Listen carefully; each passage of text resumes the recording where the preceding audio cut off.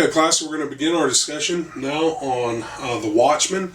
There's going to be a little bleed over as you're going to see me talk about, V for Vendetta a little bit with the Watchmen. But the first thing I want to do in this lecture is just break down the characters for you, because there's a lot of stuff going on. Each character is associated with politics, either conservative or liberal. Each character has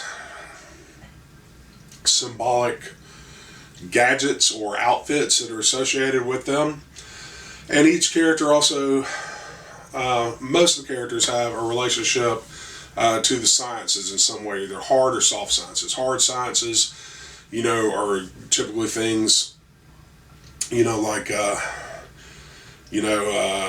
physics and mechanical engineering and string theory and mathematics and things of that nature. And soft sciences are like social sciences, psychology, natural sciences, type things. So first, I want to start off with Rorschach, the fan favorite character. Now, if you're not familiar with a Rorschach or Rorschach test, it's an ink blot test wherein you do it with children, because there's a whole honesty thing with adults. And it's supposed to reveal the inner psychology of a child, or what's going on in a young person's mind. And so what you do is you show them, an ink blot test that's the same on both sides. You take ink and you fold it in half and it makes a shape. And then you ask the subject to tell you what they see. And, so like a healthy child would see, something that looks like a butterfly, and say like a butterfly or bird or something like that, and then a child that's experienced some trauma or, some abuse or something dark going on, may reference it as like a pool of blood or a vampire bat or something kind of unhealthy. And that's where Rorschach's mask kind of plays in, because he's the one character that reveals the truth about this entire situation, because remember, it's from his point of view, from his journal. And he also reveals the truth in the other characters. And you see that when he tells Dan Dryberg, when Dan Dryberg says, "Oh, those are the good days, we worked together, what happened?" And, and Rorschach goes, "You quit," And he also, at the end, and this is a spoiler alert, but too bad, when Ozymandias, or Adrian Veidt, ends up being the villain who has tricked humanity in this whole, mass murder, alien invasion, squid psychic monster thing, has tricked humanity into uniting together instead of destroying each other through nuclear war. He's the one who points out, this isn't right. People need to know the truth. They need to earn it. If humans earn self-destruction and wiping each other out, then that's fine. That's what we deserve. But it's not right to trick humanity in survival with a lie, because they haven't earned their survival. They haven't truly been judged. And, so he reveals the truth about everything. Also notice he wears your classic film noir detective coat, and he carries a flashlight. Well, that's all about illuminating the truth. He keeps a journal. Journals are also about the truth, inner truth. And he also has a grappling hook. He's able to rise, ascend and descend into the bowels and evil of the city without ever compromising his belief. And that is his power, in a sense, is that he's completely uncompromising. He is the only character that doesn't compromise, even though it means his death. In the end, he becomes an actual Rorschach design in the snow of blood when Dr. Manhattan kills him. He's also a virgin like Adam Susan, and a hardcore conservative like Adam Susan. He's a bigot. He has his flaws. He doesn't like people that smoke pot or drink or have sex. He says faggot several times. He's very, he's not nice on that end of the spectrum. But that's Rorschach, and some connections can be made with him and Adam Susan. There's actually an article in Galileo about political affiliations and science associations with these characters. Now, Dr. Manhattan, John Osterman, is an interesting character as well. His symbol is the hydrogen atom, which he burns on his forehead, which we equate with atomic energy and the atomic bomb. And because of his existence, we won Vietnam. Nixon gets reelected. A kind of reality changes there slightly. And And you also notice that he is blue. And it's also because of him and his power that the Russians have elevated their nuclear arms race with us instead of, backed off of it like what happened, well, what temporarily happened in actual history before this administration ramped up the arms race again. So he's blue, and you might not associate with it because, for us in the Western world, white is the pure holy color, but within Asian worlds, blue is the holy color.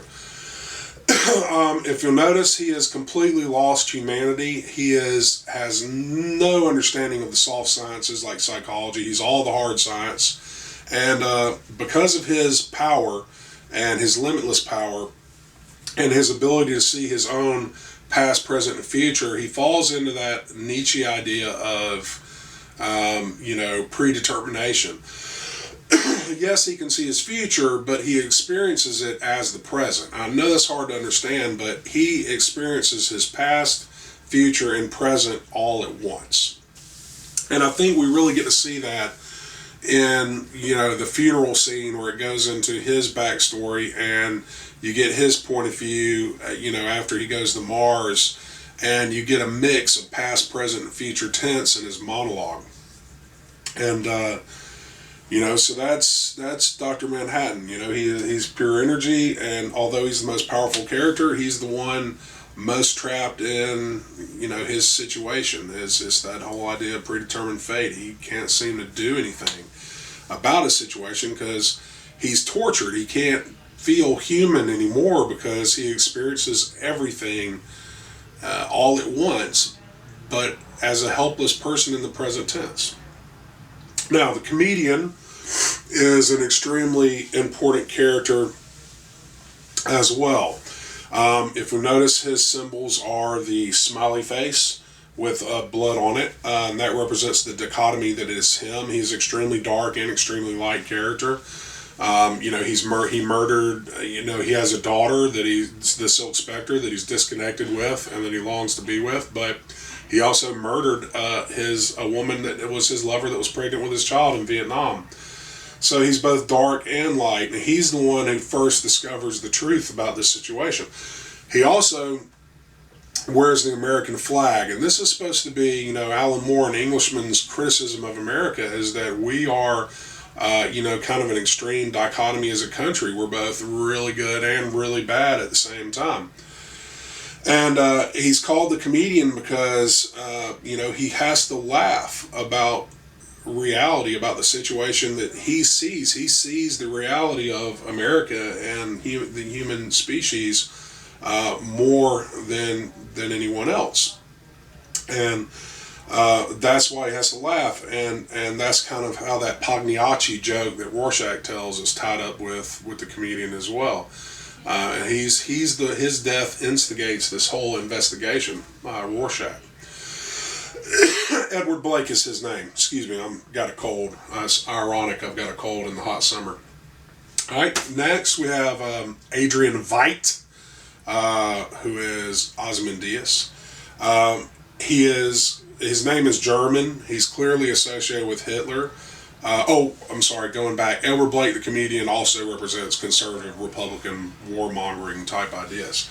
Now, Adrian Veidt, on the other hand, represents extreme liberalism and socialism to the point of mass murder, to the point of being like Hitler, to wanting, to control society and influence society and save it so much that he resorts to mass murder. And, Ozymandias is a reference to a poem by Percy Shelley, I believe, by the same name. And it's about an empire that has crumbled into nothing. And if you notice, Adrian Veidt is associated with gold, is associated with purple. These are royal colors. And his company is Pyramid. Pyramid is one of his companies. He puts himself up in a tower. He's the richest man in the world. He controls everything. He tries to give green energy through Dr. Manhattan to everyone. And he represents a mixture of both the soft sciences and the hard sciences. But he has lost his humanity like Dr. Manhattan as well.